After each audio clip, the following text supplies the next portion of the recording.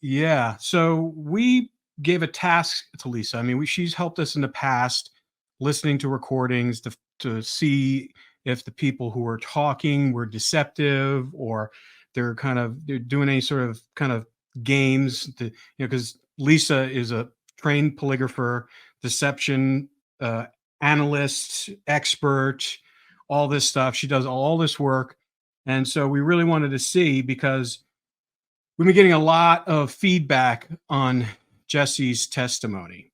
The interviews that we did with him while he was in prison, because we had that truth blog come out saying that he did it and his family thinks he did it. Everybody, but it's when we talked to him after waiting a year after all this accusation happened, we thought it was interesting after we talked to him, but we weren't sure exactly, because we still to this day, this Molly and Colt case, we don't know who did it.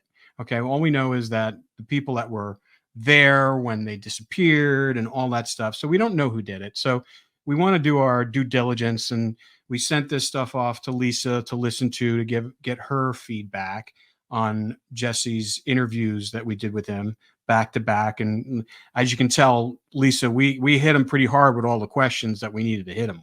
So just first of all, I wanted to hear your overall impression of what you thought of what Jesse said and the tone and the tenor, and then give us what you think if he's being deceptive. Yeah, so I'm going to start off with the fact that if I wish the type of interview and the forthcomingness that he exposed to both of you over these interviews is the same exposure I would get from anyone that I've ever interviewed, past, present, and future. The transparency was 100% there. His tone, his mannerisms, it sounded like a conversation amongst friends. That's how comfortable he was speaking with both of you. The fact that there were no hesitations when he was speaking, there was no delayed speech, and he just shot from the hip every time with every one of his responses. I did not feel at any point in time during either recording that you had sent me to observe and listen to that there was any deception present. He was admitting to things that he didn't even have to.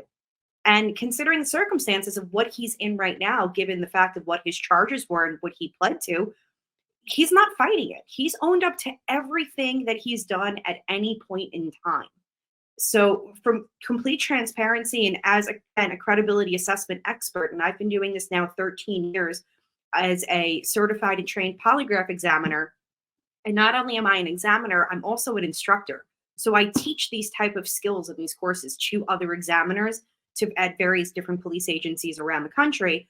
And I'm going to deem him completely credible, and that there's no sign of deception in anything that he's determined to have said.